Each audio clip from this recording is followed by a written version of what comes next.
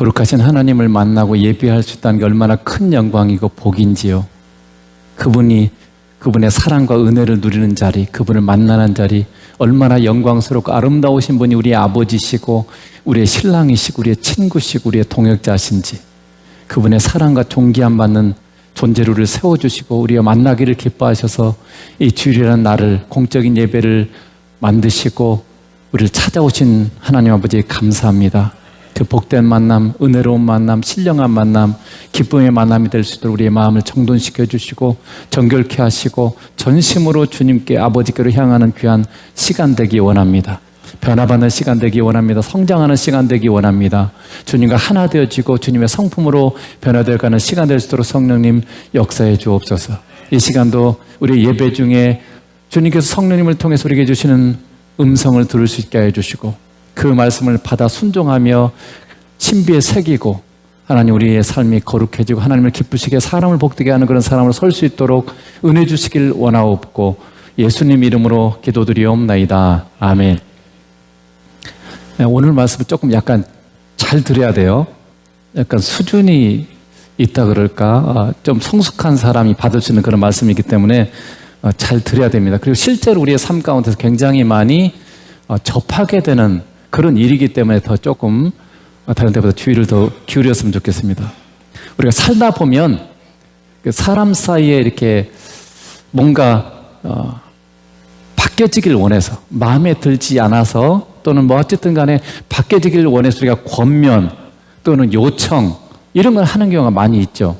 남편과 아내 사이도 그렇고 이것 좀 해주세요, 저것 좀 해주세요, 이랬으면 좋겠어요, 저랬으면 좋겠어요 하는 이런 어떤 권면 내지는 요청이 있습니다. 부모 자녀에도 똑같아요. 부모가 자녀에게 뭔가 삶에 잘못된 태도나 잘못된 부분이 있으면 이렇게 권면하기도 하고 요청하기도 하죠.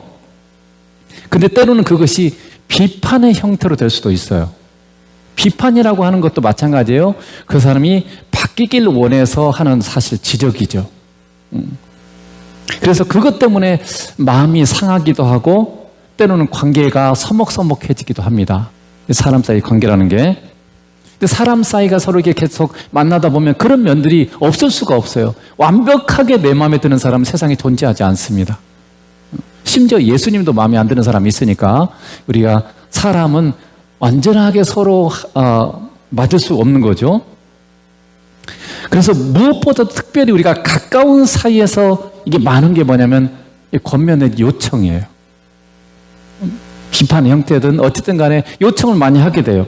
그래서 오늘 우리가 어떻게 하는 것이 하나님이 기뻐하는 권면 또는 요청인지를 살펴보고 우리의 삶에서 그런 이제 다른 사람에게 뭔가 그들의 변화를 원할 때 우리가 요청 내지 권면을 할 때 어떻게 해야 되는지를 배워서 그래서 둘이 관계가 더 깨지고, 세상 그래요. 이게 잘못해가지고 서로 깨지고 서먹서먹해지고 뭔가 문제가 생기고 이런 일이 많은데 더 깊어지고 더 좋아지고 더 평화롭게 되길 주님으로 축복합니다.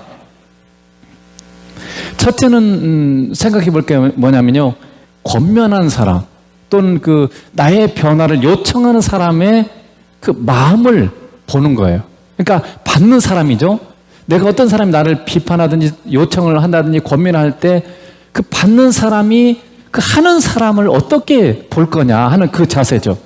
자, 오늘 21장 4절에 보니까 제자들을 찾아 거기서 이래를 머물더니 그 제자들이 성령의 감동으로 바울더러 예루살렘에 들어가지 말라 하더라. 21장 4절에 이렇게 되어 있죠. 그 두로에서 바울이 지금 예루살렘을 향한 여행을 하고 있잖아요. 그러다가 두로에서 배가 정박을 했어요. 왜 정박을 했냐면 하역하려고, 짐을 거기다 풀기 위해서, 이렇게 하역하기 위해서 머물렀는데 그 기간이 아마 7일 정도 됐는가 봐요. 그래서 그 기간을 바울은 허비할 수 없었기 때문에 그때 이제 거기 두로에 믿는 사람들을 찾아가서 같이 교제하고 이렇게 하는 거죠. 그러는 중에 이 제자들에게 성령께서 말씀하신 거예요. 이 바울이 예루살렘에 들어가면 큰 환난과 핍박을 당하게 될 거다는 그런 말씀을 주셨어요. 그러니까 당연히 제자들은 어떻게 했겠어요? 바울더러 너 예루살렘에 가면 그런 큰일이 있으니까 들어가지 말라, 이렇게 지금 말했다, 이렇게 됐네, 권면했다는 뜻이죠. 그러나 여러분 알다시피 바울은 이미 알고 있었어요. 바울은 자신이 예루살렘에 갈 때 어떤 일이 있을지를 이미 알고 있었지만 그 길을 지금 가고 있었죠. 자, 사도행전 20장 22절에 그렇게 돼 있잖아요. 보라, 이제 나는 성령에 매여 예루살렘으로 가는데 거기서 무슨 일을 당하는지 알지 못하더라. 오직 성령이 각성해서 내게 증언하여 결박과 환난이 나를 기다린다고 하시나. 그러니까 바울은 어디를 가든지 환난과 핍박이 있다는 걸 이미 알고 있어요. 예루살렘에서도 마찬가지고 그런 핍박이 있다는 걸 알지만 여전히 그 길을 가고 있죠. 그러니까 바울이 두로의 제자들에게 권면을 받았지만 그 권면을에도 불구하고 그걸 거부하고 예루살렘을 향한 그 길을 계속 갈 수밖에 없는 거죠. 근데 여러분, 우리가 신경 쓰겠어요. 그러면 바울이 두로의 제자들의 권면을 안 받아들인 거예요? 자, 두로의 제자들이 바울에게 예루살렘에 가지 말라고 권면을 할 때 그들의 마음은 어떤 것이었을까요? 그걸 우리가 잘 생각해야 돼요. 성령께서 예루살렘에 가면 지금 결박을 당하고 고통을 당할 것을 알게 하셨기 때문에 그 두로에 있는 제자들의 마음에는 바울이 그러한 고난을 당하지 않기를 원하는 마음이다. 그러니까 바울을 사랑하는 마음에서 지금 그 권면을 지금 하고 있는 거죠. 그러니까 두로의 제자들의 믿음의 수준과 그런 상황에서 그렇게 권면할 수밖에 없는 거예요. 결코 어떻게 해요? 바울이 가는 길을 막으려고 그런 게 아니죠. 바울이 복음을 위해서 사는 그 길을 막기 위해서 그 말을 하는 게 아니죠. 바울을 사랑하는 마음에서 나온 권면이었던 거죠. 우리가 다른 사람의 이 권면 내지는 요청을 받았을 때 봐야 되는 것 중에 하나가 뭐냐면요, 그 권면을 하는 사람들의 마음이에요. 왜 그렇게 나에게 그런 말을 할까? 때로는 비판 형태일지라도 왜 그렇게 나에게 그런 모습으로 나의 잘못된 부분을 이렇게 말하고 있을까 하는 그 사람들의 마음인 거죠. 적어도 그 권면을 하는 것은 그 권면을 하는 사람이죠. 나의 행동이나 모습이 또는 말이 그 사람이 보기에 유익하지 못하다고 생각했기 때문에 권면했을 가능성이 높아요. 그렇지 않아요? 내가 어떤 나의 말이나 행동이 문제가 있을 때 상대방이 그걸 비판할 수도 있고 권면할 수도 있잖아요. 그러니까 내가 하는 말이나 나 행동이 잘못될 가능성이 높아요. 그때 성숙한 사람들은 어떻게 반응해야 될까요? 너는 잘못 없냐? 그렇게 이제 우리가 응답하는 경우가 있잖아요. 너도 나보다 더 문제 많잖아. 이러면서 같이 막 맞받아치고 싸우고 이런 경우가 사실 굉장히 미숙한 사람들의 형태죠. 그러면서 막 옛날 얘기까지 다 꺼내가지고 막 옛날에 네가 이랬잖아 막 이러면서 막 자꾸 싸움이 더 커지고 더 많은 문제를 가지고 막 부딪혀서 이제는 서로 앙금이 생기고 그래서 다시는 화해할 수 없을 정도까지 막 격해지는 그런 경우를 우리가 굉장히 많이 보죠. 이게 굉장히 미숙한 사람들의 모습이죠. 그때 우리는 이렇게 얘기를 해야 되는 거죠. 나의 말이, 나의 행동이죠. 행동일 수도 있고 말일 수도 있어요. 나의 말이 당신에게 신경 쓰이게 만들었는가 보네요. 나는 이런 생각으로 그렇게 말을 했는데, 그럼 어떻게 하는 게 좋을까요? 그러니까, 그거는 상대방의 의견을 존중해 주면서도 내가 그렇게 말한 나의 의도, 의중, 왜 그렇게 했는지 내 마음도 드러내 보이는 거죠? 그러면서, 그럼 어떻게 하는 게 좋을까요? 상대방의 나도 이해시켜 주는 거고 상대방 말도 서로 받으면 서로 이게 그러면 어떻게 하는 게 정말 가장 좋을 것인가 서로 같이 타협하고 상의하고 이런 그런 말인 거죠. 그렇게 한다면 상대방도 내가 받아준 거잖아요. 그랬나 보네요. 당신이 보기에 내 말에 참 신경 많이 쓰였는가 보네. 뭔가 안 좋게 보였나 보군요. 그런데 내가 이렇게 했을 때 나는 이런 마음으로 이렇게 말을 했고 이런 마음에서 이렇게 행동을 했어요. 뭐 어떻게 하는 게 좋을까요? 이렇게 이제 물어보는 거죠. 그러면 서로 이렇게 이해하면서도 좋아할 만한 그런 결과를 만들어낼 수 있어요. 그러니까 대부분 우리의 이 권면이나 이런 것들이 다 싸움으로 번져버리니까 문제예요. 그걸 잘 말하는 사람을 존중해주고 또 받는 사람도 서로 존중해주는 그런 태도를 지니면 이게 서로 뭔가 좋은 결과를 낼 수 있거든요. 근데 권면하는 사람도 마찬가지예요. 그 사람의 표정과 말투가 중요하잖아요. 과학적으로 이런 얘기가 있어요. 우리는 그 사람의 말의 내용을 듣는 것이 아니라 그 사람의 표정과 말투를 보고 이해한다. 그러니까 사실은 그 사람의 말의 내용보다 그 사람의 표정, 그 사람의 말투를 가지고 사실은 70% 이상을 그걸로 결론을 내린다는 거죠. 아무리 좋은 말을 해도 얼굴이 확 뭔가 화난 표정으로 얘기하면 그거는 안 좋은 것으로 받아들인다는 거예요. 그러니까 권면할 때 우리 얼굴이 부드러운 얼굴, 그렇죠? 온유한 얼굴, 이런 상태에서 말투도 부드러운 말투 있잖아요. 확 쏘아붙이는 말이 아니라 뭔가 부드러운 말투를 할 때 상대방이 받기 좋아요. 그래서 이런 여러분이 말하는 사람도 그렇고 받는 사람도 이게 잘 그걸 받아야 되는 거죠. 받는 사람도 그 말을 거부해버려요. 그걸 안 받아주는 거죠. 이게 안 받아주는 것도 뭔가 존중해주는 태도를 이게 뭔가 하면 괜찮은데 이걸 상당히 기분 나쁘게 거부를 딱 해버리는 거죠. 그래서 권면하는 사람의 의견을 무시하고 그 사람을 존중해주지 않는 그런 태도를 보이니까 이게 자꾸 부딪히는 거죠. 그렇다고 해서 우리가 무조건 수용하는 것은 아닙니다. 무조건 수용하는 것도 문제가 많아요. 왜냐하면 둘이 서로 같이 이게 마음을 나누고 성장하는 기회를 삼아야 되는데 그냥 아무것도 없이 그냥 무조건 받아들이면 잘못된 길로 갈 수가 있어요. 그래서 권면이나 요청에서 중요한 것은 권면하는 자나 권면받는 자가 서로의 마음을 전달하고 서로의 마음을 보는 것이 중요해요. 그 마음에 존중하는 마음, 사랑의 마음, 이것이 말하는 사람도 그렇고 그걸 받아들여야 되는 사람도 그렇고 그 태도와 자세를 가져야 된다는 거죠. 그래서 권면하는 사람이 그렇게 말하는 것은 사람에 따라 다르지만 대부분 사람들이 여러 번 생각하다가 그래도 말하는 것이 좋을 것 같아서 하는 경우가 많아요. 그렇죠? 그냥 보자마자 탁 그렇게 하는 사람도 물론 있을 수 있어요. 그렇지만은 대부분의 사람들은 이게 말을 좀 아끼죠. 좀 여러 번 보다가 그런 것이 두 번, 세 번, 여러 번 가면 그때 말하는 경우가 참 많습니다. 그러니까 그 사람, 지금 말하는 사람만 아니라 다른 사람들도 그렇게 느꼈을 가능성이 굉장히 높아요. 그러니까 나에게 뭔가 지금 문제가 있었을 가능성이 높다는 거죠. 그렇기 때문에 그 사람이 나와 가깝기 때문에 가까우니까 나를 그 안에서 그래도 조금이라도 사랑하는 마음이 있기 때문에 그 지금 권면을 하는 거잖아요. 그 마음을 안다면 그것은 적어도 나를 위해서 주는 권면이라는 것을 알 수가 있습니다. 그래서 권면하는 사람은 권면을 받는 사람은 권면하는 사람의 마음을 봐야 돼요. 마음. 그래서 그 권면을 감사로 받아야 돼요. 아멘으로 받아야죠. 그래야만 그 권면에 대해서 우리가 바른 선택을 할 수 있어요. 내가 일단 그 권면을 안 좋게 받아들이면 받을 이유가 없어요. 받지 않게 돼 있어요.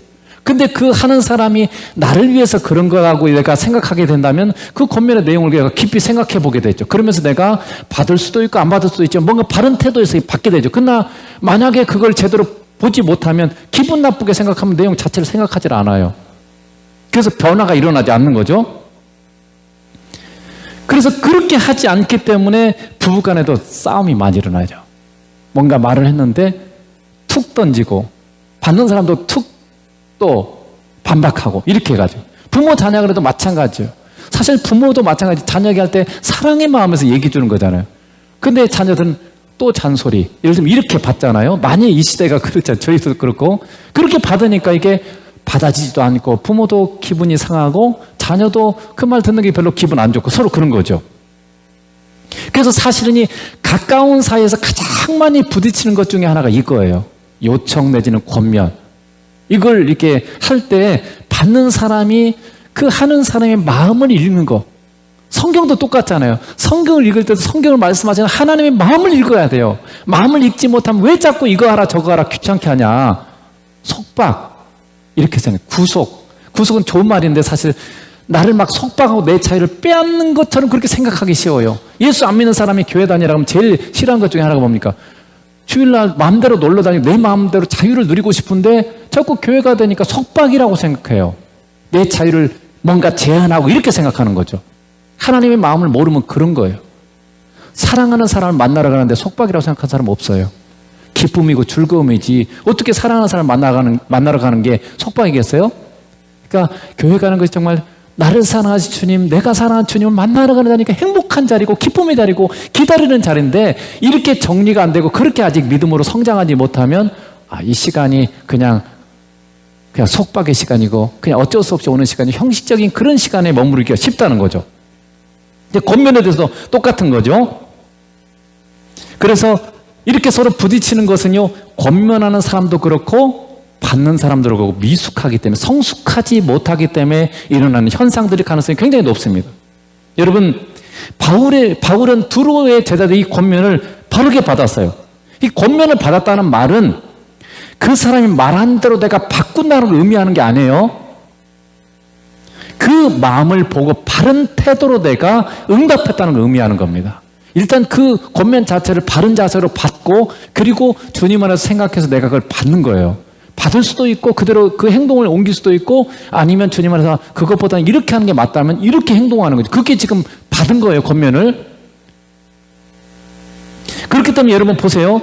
이 두루의 제자들이 그렇게 권면을 바로 안 받았잖아요. 어떻게 보면 행동을 안 바꿨잖아요. 가지 말라는데 가잖아요, 여전히. 그런데도 불구하고 어떻게 했어요?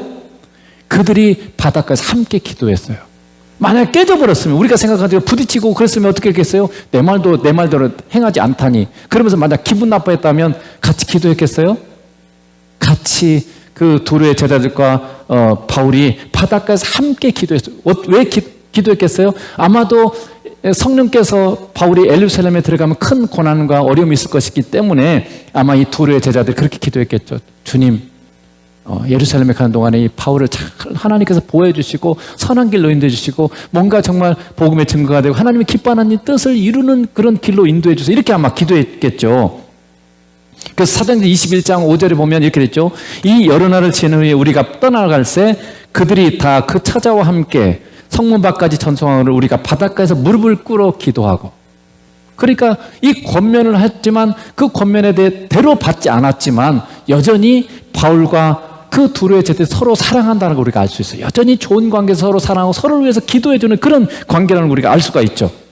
그래서 여러분이 이제 가정에서나 이웃의 관계 속에서 권면을 받을 때 이런 성숙한 자세로 권면한 사람의 그 마음을 보고 그 마음을 존중하는 태도를 여러분이 가지는 게 이게 중요하다.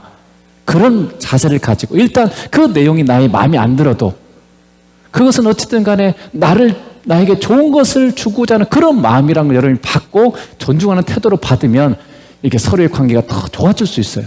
근데 그때 막 탁 던져버리고 예를 들면 거부해버리고 태도가 올바르지 않으면 다시는 그런 말 하지 않겠죠. 그러면 관계가 깨져버리게 되고 여러분이 평화의 관계가 깨지게 될 수밖에 없습니다. 그래서 받는 자가 어떻게 받은지를 얘기하는 거고요. 두 번째는 그러면 권면을 하는 사람의 태도예요. 자, 사도행전 21장 13절에 보면 바울이 대답하되 여러분이 어찌하여 울어 내 마음을 상하게 하느냐? 나는 주 예수의 이름을 위하여 결박당할 뿐 아니라 예루살렘에서 죽을 것도 각오하였노라. 이렇게 했어요. 바울이 지금 계속 여행을 하고 있는데 여행을 하다가 어디까지 갔어요? 가이사라에 있는 전도자 빌립의 집에 이르렀어요. 이 빌립은 사도행전에 보면 7집사 중에 한 명이에요.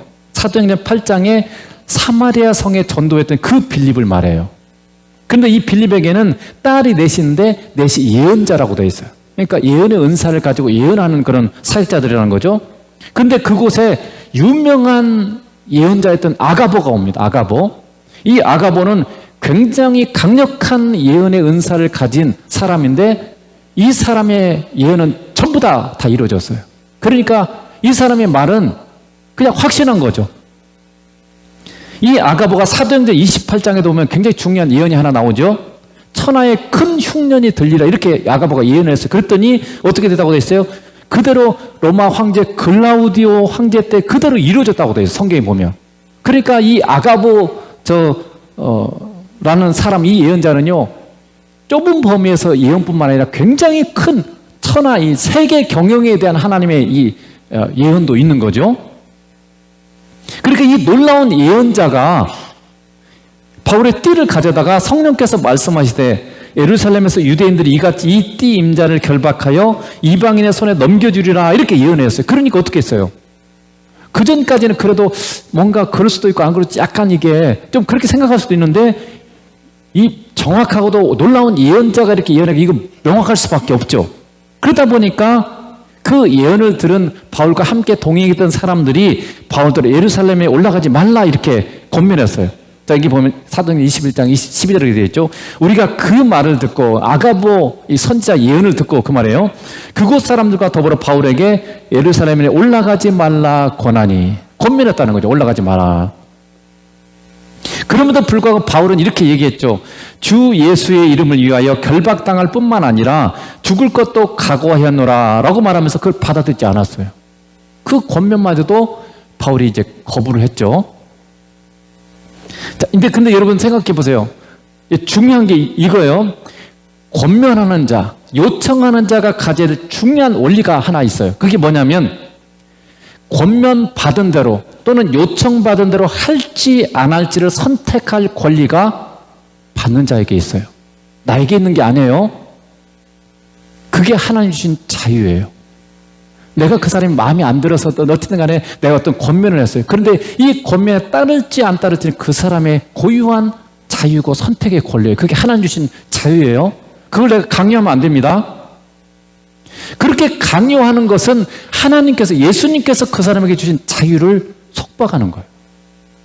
그것은 하나님께서, 예수님께서 주신 자유를 침해하는 거예요. 그러니까 여러분, 공산주의가 그렇게 하잖아요. 강요하죠. 독재 정권이 그러잖아요. 강요해요. 내가 하라는 대로 해.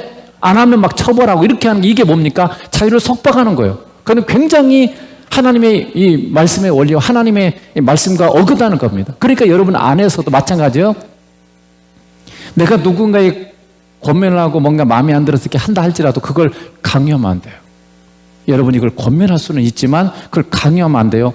물론 여러분이 어린 자녀들에게는, 어린 자녀들 아직 이게 논리적인 게 형성되지 않았기 때문에 그때는 우리가 교육하는 때죠. 그러니까 그때는 바른 길로 우리가 이게 훈련할 필요는 있어요. 그러나 어느 정도 성장해서 이렇게 성인이 됐을 때, 논리적인 그걸 타질 때 그때는 설득해야 되는 거죠. 권면해야 되는 거죠. 그래서 우리가 할 수 있는 것은요, 뭐냐면 사랑으로 권면하는 것까지.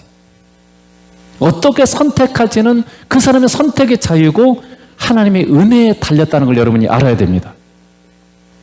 여러분, 가까운 사람들을 힘들게 만드는 것 중에 하나가 뭐냐면요, 내가 권면한 대로, 요구한 대로 다른 사람이 하도록 강요하는 거예요. 왜 그렇게 안 해? 자꾸 강요하고 아닌 뭐 협박 비슷한 것을 하고 그렇게 하도록 자꾸 이렇게 강요하는, 이게 지금 사실은 굉장히 힘들게 만드는 거예요.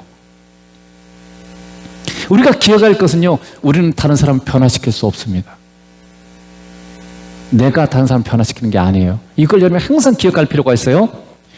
우리는 좋은 쪽으로 변화될 수 있도록 사랑으로 권면하고 기도하고, 그래서 하나님께서 은혜 주셔서 변화시켜 주시기를 우리는 그렇게 기도하고 기다려야 돼요. 변화는 그 사람의 믿음의 분량 그리고 하나님의 은혜 주심에 따라 달린 거예요. 그렇기 때문에 권면한 사람은 바른 태도, 즉 권면받는 사람을 존중하며 사랑하는 태도로 권면해야 돼요.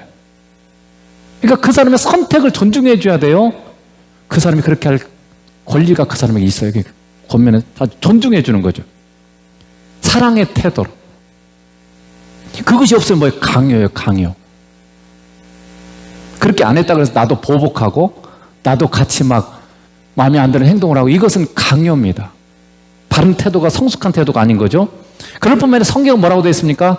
모든 것은 때가 있고 때에 맞게 권면하고 기다릴 줄 알아야 돼요. 자, 전도서 3장 1절에 보면 뭐라고 되어 있습니까? 범사의 기한이 있고 천하만사가 다 때가 있어요. 내가 말한다고 변화되는 거 아니에요. 하나님의 때가 있어요. 그 때를 기다릴 줄 알아야 돼요. 기도하면서 그분의 때를 기다리면서 우리가 권면해야 돼. 하나님의 때를 기다려야 되는데 그 하나님의 때를 기다리지를 못하고 내가 바꿔버리려고 하니까, 사람을 막 바꿔버리려고 강제로 하니까 어떻게 돼요? 나도 힘들고 상대도 힘든 거예요. 그래서 여러분이 누군가에게 권면이나 요청을 할 때 여러분의 마음의 태도를 점검해야 돼요. 내가 혹시 강요하는 거 아닌가? 나는 정말 그 사람의 선택을 존중하고 그 사람을 지금 사랑하는 그런 태도를 갖고 있고 하나님이 은혜 주시길 그를 기다리고 있는 건가? 이런 거죠. 그래서 정말로 여러분의 마음 가운데 누군가를 이렇게 권면할 때는 내가 그 사람을 존중하는 태도, 사랑의 태도를 지니고 있는지, 그리고 정말 그분의 지금 그 때가 지금 하나님 주신 때가 이르렀는지 그 때에 맞게 또 하나님의 은혜 가운데 내가 지금 하고 있는지 이걸 여러분이 잘 점검하면서 권면하는 거죠. 마지막으로 세 번째는 권면의 목적이에요. 권면을 받는 사람의 태도, 권면을 하는 사람의 태도에 대해서 이제 얘기했다면 권면의 목적입니다. 자, 사도행전 21장 14절에 있죠. 그가 권함을 받지 아니하므로 우리가 주의 뜻대로 이루어지이다 하고 그쳤노라. 여러분, 권면에서 가장 중요한 게 뭐겠어요? 내가 누구에게 뭘 요청하고 뭐 이렇게 해달라고 했을 때 가장 중요한 게 뭐예요? 상대방이 내가 권한 대로 바뀌는 것일까요? 아니면 바른 태도로 권면하는 걸까요? 다 필요하죠. 그렇지만 가장 중요한 것은 주님의 뜻이 이루어지는 거예요. 주님의 뜻.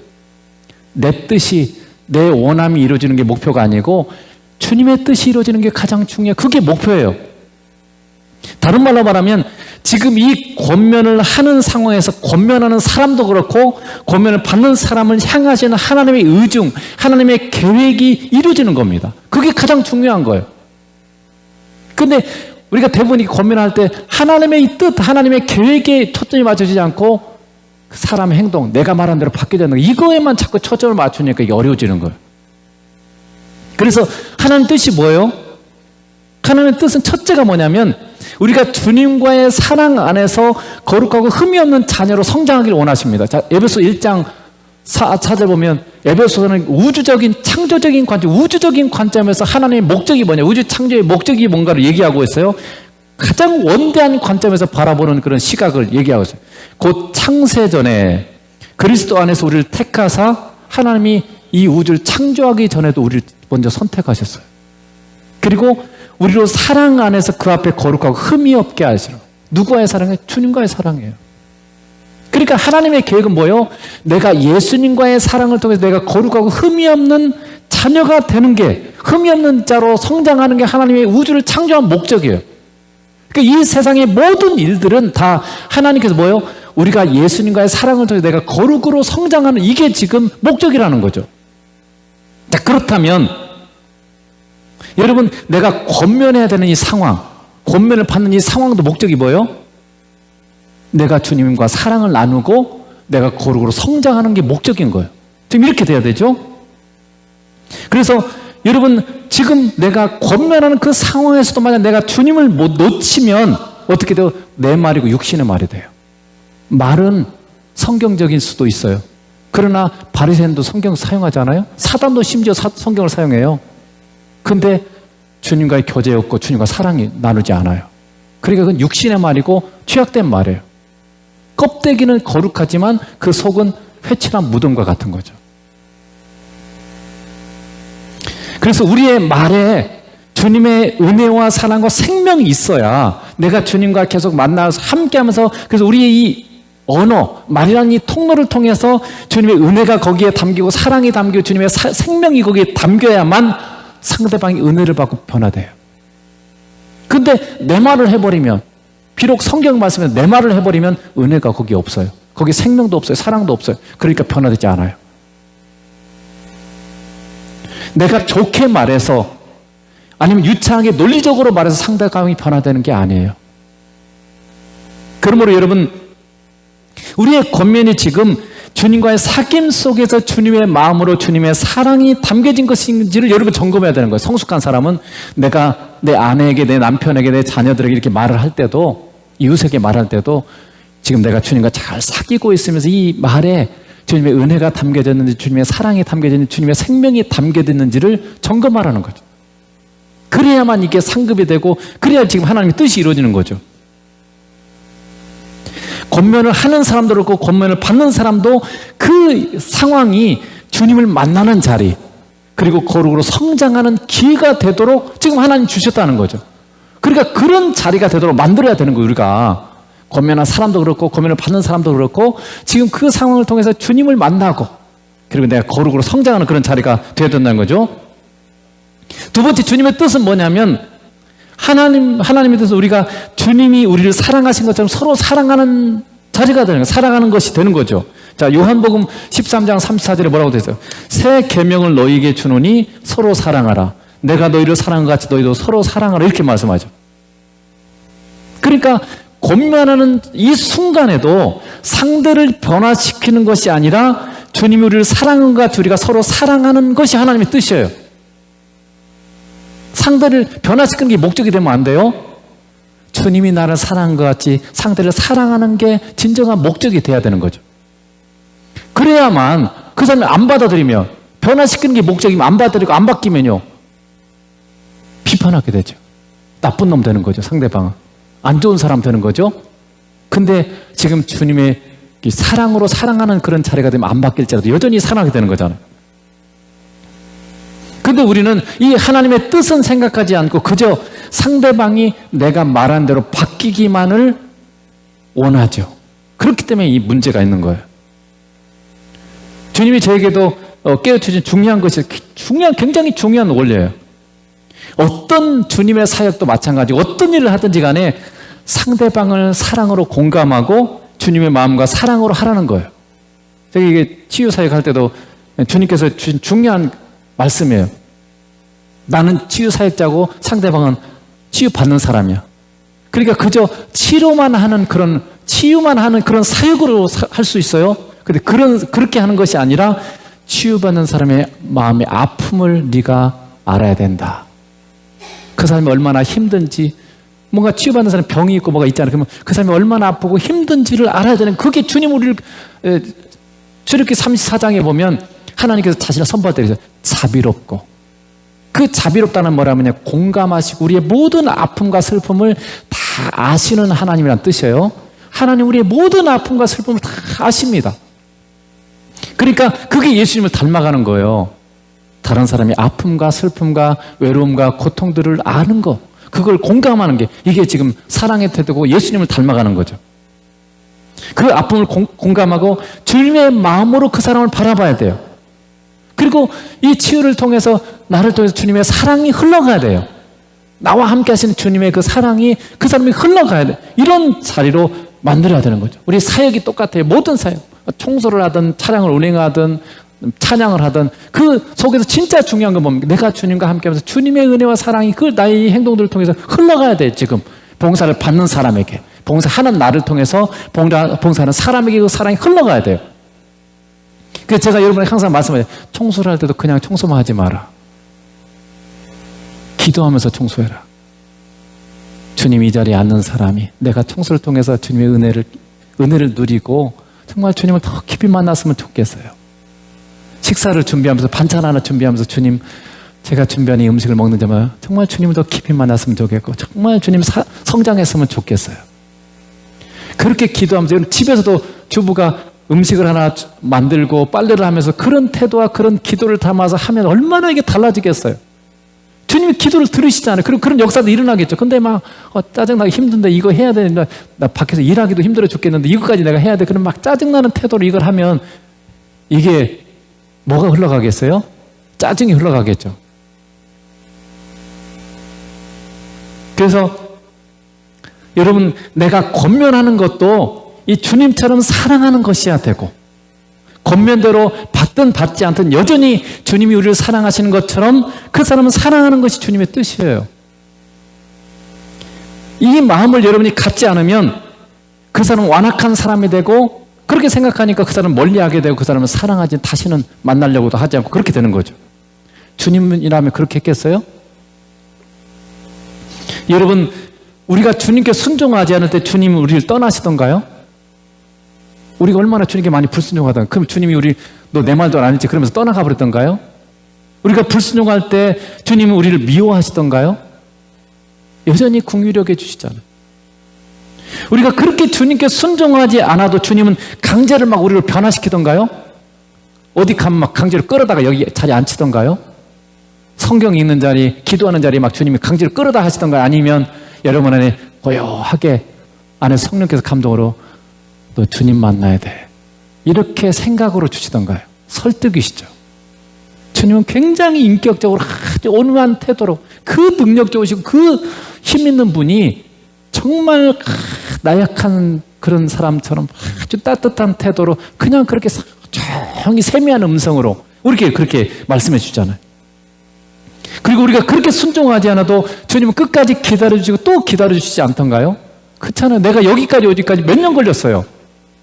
수십 년 걸렸잖아요. 주님이 그 많은 세월을 기다려주시고 설득하시고 권면하시고 내가 변하지 않을 기다리시고 계속 기다려주셨잖아요. 그래서 그 은혜 때문에 지금 여기까지 온 거잖아요.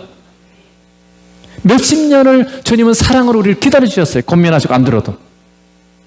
그래서 여러분도 주님처럼 그렇게 사랑으로 권면하고 사랑으로 기다리며 주님이 은혜 주실 때까지 기다리시길 축복합니다. 그것이 하나님의 뜻이에요. 권면 받는 자뿐만 아니라 권면하는 사람도 주님처럼 사랑의 사람으로 성장하는 것이 하나님의 뜻입니다. 이 상황을 하나님께서 허락하신 것은 권면하는 사람도 그렇고 권면 받은 사람도 그렇고 둘 다가 주님을 만나고 주님의 사람으로 변화되는, 주님의 사랑의 사람으로 변화되는 게 이게 하나님의 뜻이에요. 그걸 이루어지지 않으면 그냥 사람이 내가 말한 대로 바뀌어진다 그래서 그게 좋은 게 아니에요.